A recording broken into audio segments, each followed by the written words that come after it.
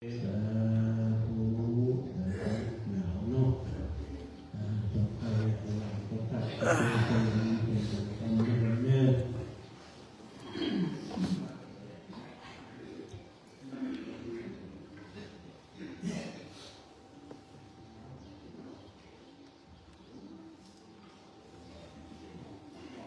นะโมตัสสะภะคะวะโตอะระหะโตสัมมาสัมพุทธัสสะนะโม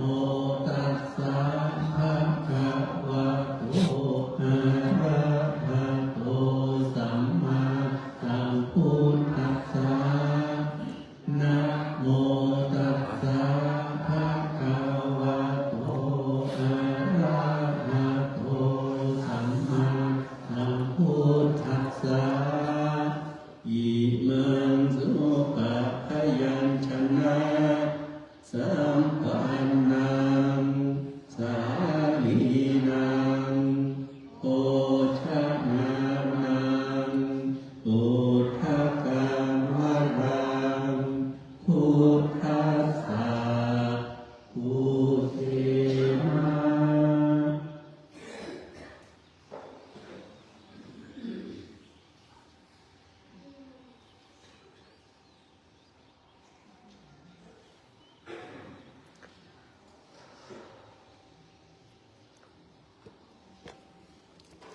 นะ ไหว้พระทหารมาสุดโลกอิมาทิมยังหันเตยัตตานิสัพพะริวารานิภิกขุสังคัสสะโนโนทิยามะสาธุโนพันเตภิกขุสังโฆอิมานิ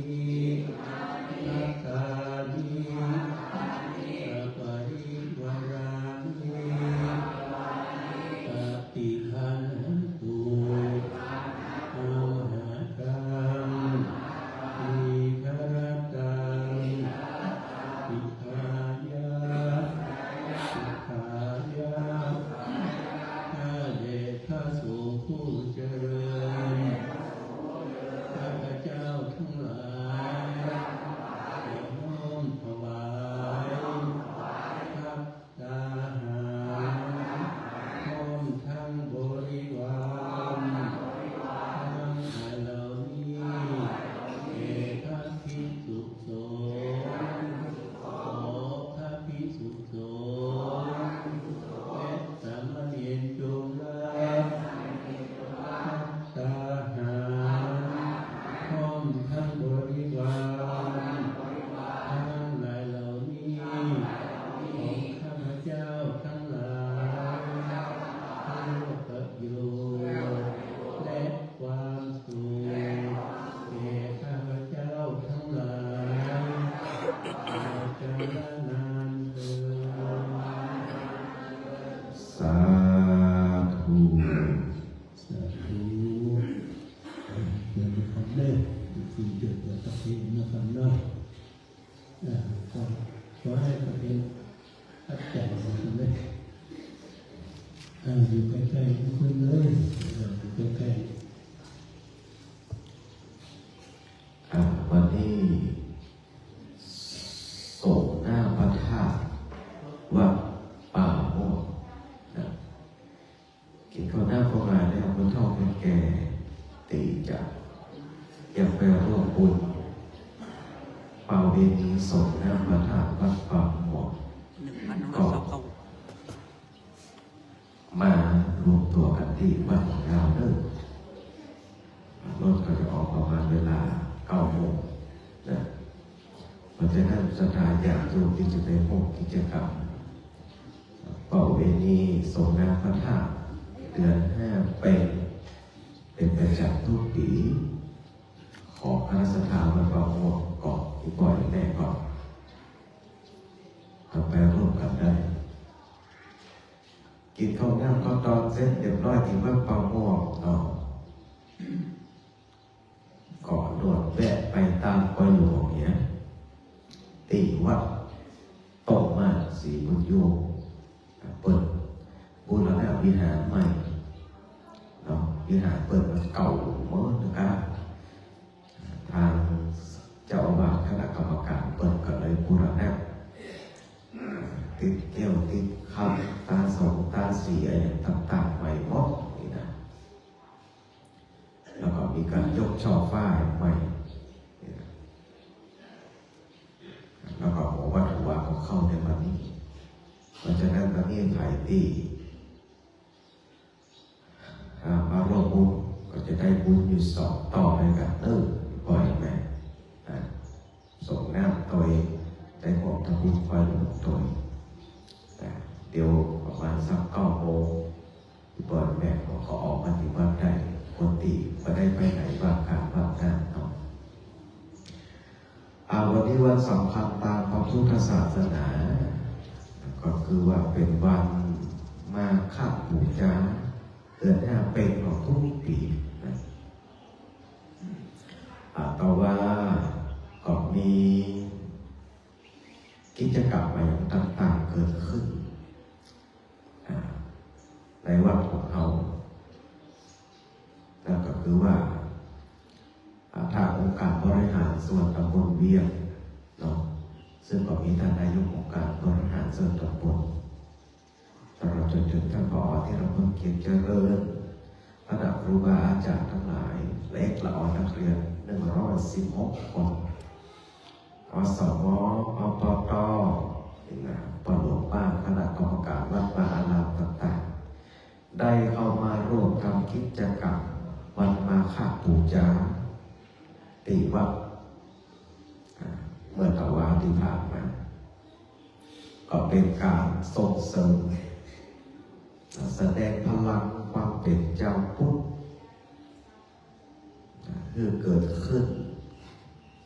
กับเยาวชนทั้งหลายที่จะเป็นผู้สืบทอดวัดวาอาราม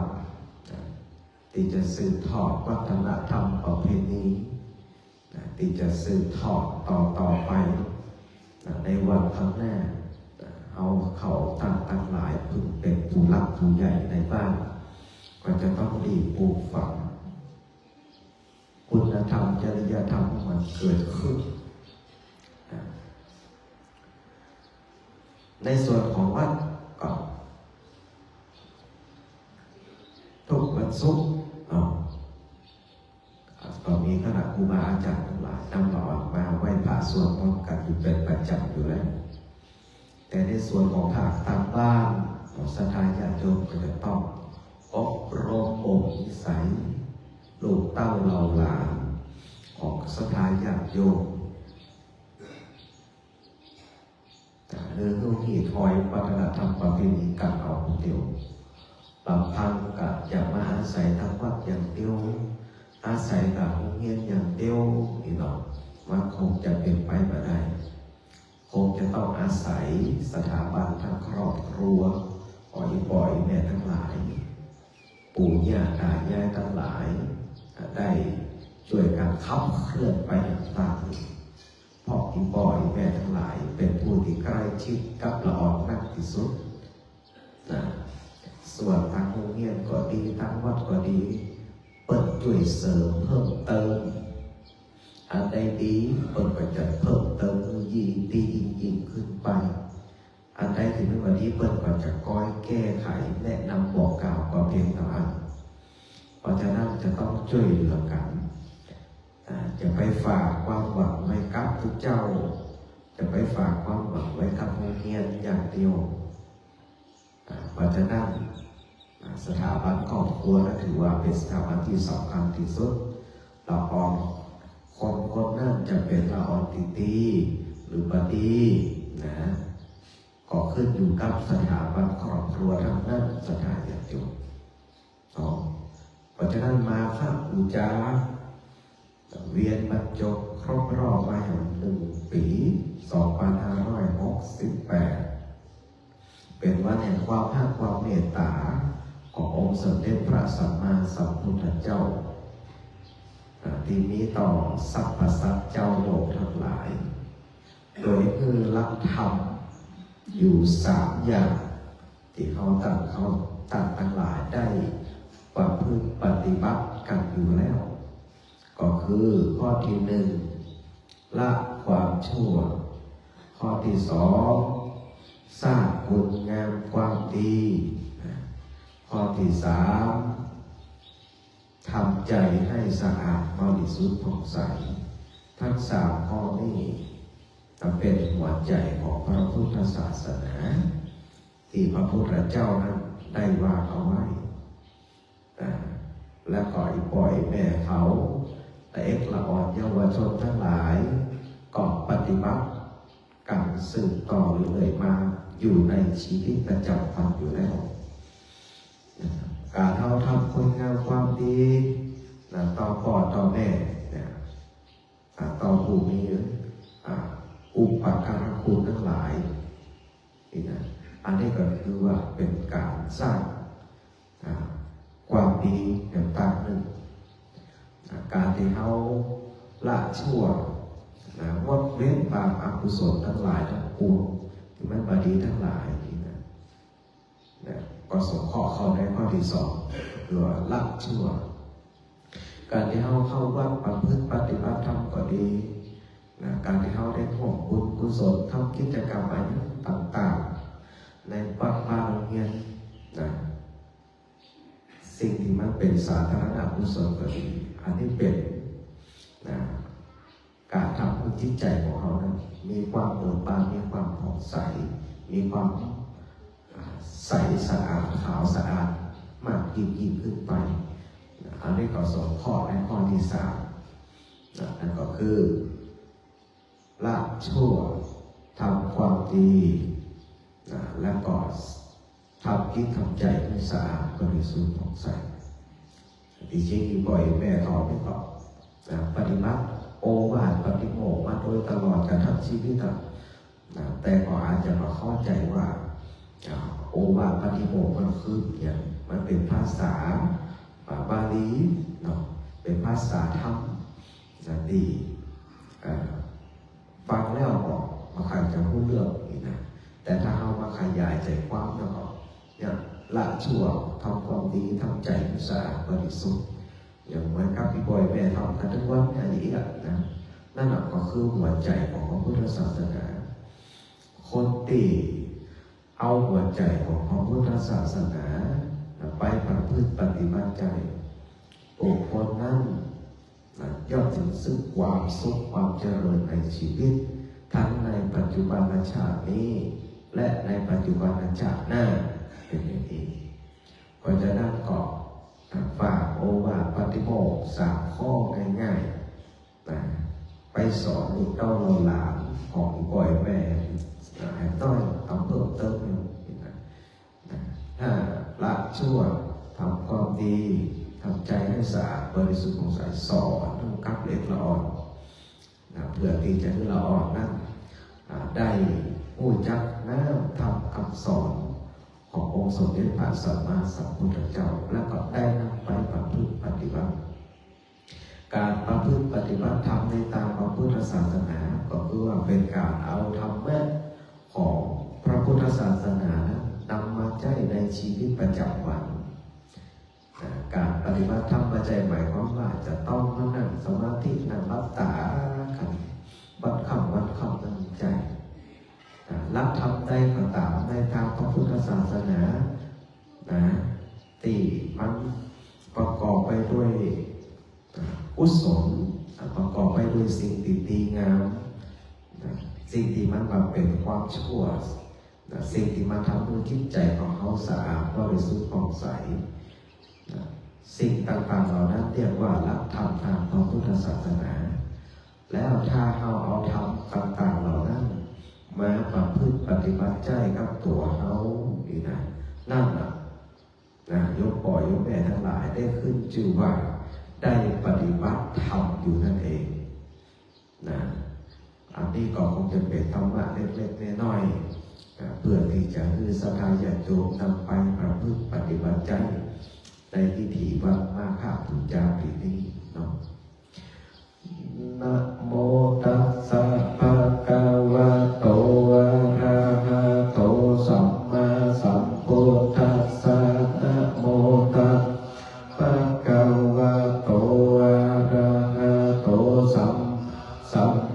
ตัสสะนะโมตัสสะภะคะวะโตอะระหะโตสัมมาสัมพุทธัสสะอิติปิโสภะคะวะอะระหังสัมมาสัมพุทธะจารณะสัมปันโนสุขโตโรกาเวอนุตตโรปุริสธรรมสารติสัมเทวมนุสส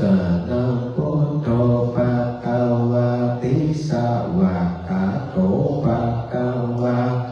ธัมโมสันติติโกอาการิโกเอหิปัสสิโกโอปะยิโกปัจจตังเวทิตาโพวิญโยหิติสุปฏิปันโนภะคะวะสาวกสังโฆอุจุปฏิปันโนภะคะวะสาวกสังโฆญาญาปฏิปันโนภะคะวะ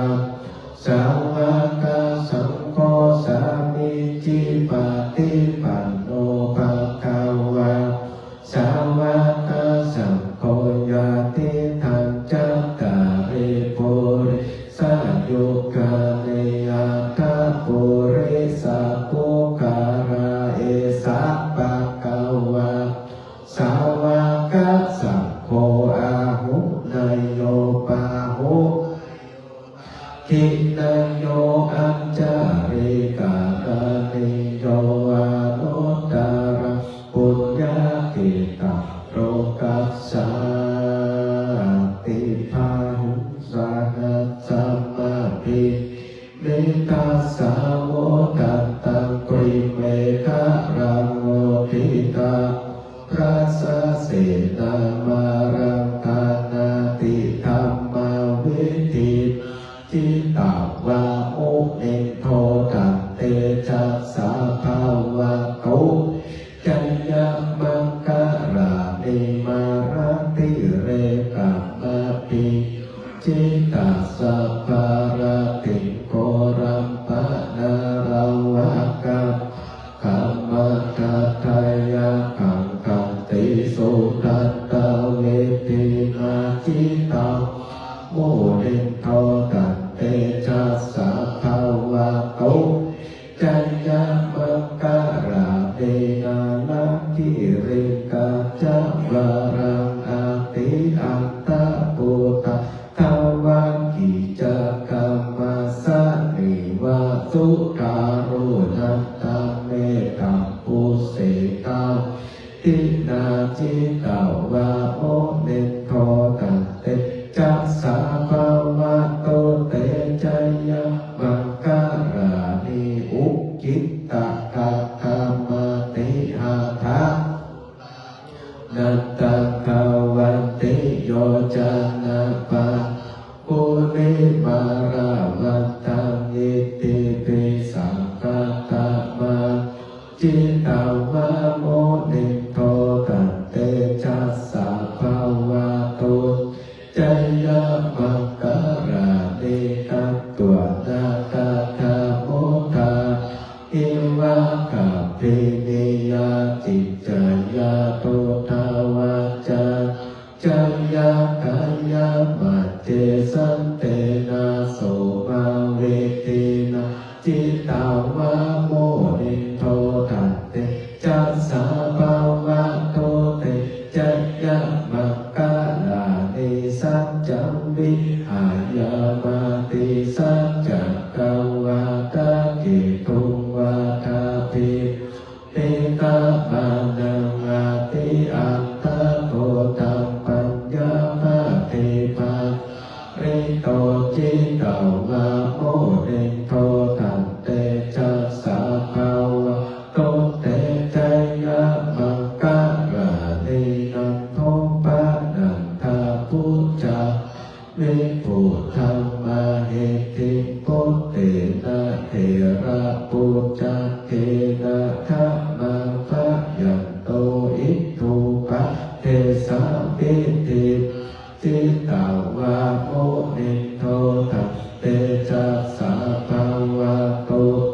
จัยยะมังการะเนตุกะหะติเตปุจจเตสุตตาหะตัปปัมมังวิสุทธิโจเตเมติภะกะญาณกะเตนะเวทินะจิตตวะโมเดโตกันเตจัสสะภาวะโตจัยยะมังการะนิเอตปิโปกัจจายะการะอาตากะทะโยวะกะโนตินาติสาระเตมะตันติตวันนาเนกาวิวิธาจุปัฏฐวานิโมกังโสกังหากะมายานะโรสะปัญโยยะถาวาริวหาปุราปาริปุเรนติสาหลังเอวะเมวะอิโตทินังเปตานังอุปกัปปติอิจิตังปัตติตังตุมหังคิปะเมวะสมิจฉันตุสัพเพปุเรตุสังกัปปะจันโทปนะระโสยะถามณิโชติระโสยะถาเทวาจันโตสัพพะโรโควินาศตุมาเตภวัตวันตรายโยสุขิเทกายโกภวะอภิวาทนาเสริสเดจังโมทาปัจจเยโนจักการโรธรรมาวาทาติอายุวันโนสุขังภารังอายุโตปะระโตเทโรวันโตปฏิภาณโตสุขังสังฆาตาเมธาเวสุขังโสอติกาจติอายุทันตวาภรังวันนาสุขังจะปฏิภาณโตติกายุยาสาวะโหติยาทายาทุปปะจะเตเตภาวะตุสัพพะมังคารังราตุสัพพะเทวตาสัพพะพุทธานุภาเวนัสสทธาโสเทภวันตุเตภวตุสัพพะมังคารังราคันตุสัพพะเทวตาสัพพะธัมมานุภาเวนัสสทธาโสทิภวันตุเตภวตุสัพพะมังคารังราคันตุสัพพะเทวตาสัพพะสังฆาโนภาเวนัสสทธาโสทิภาวันตุเต อิมังวิปัสสนากรรมฐานังอภิธามิอิมังวิปัสสนากรรมฐานังอภิธามิวิปัสสนากรรมฐานังอภิธามิ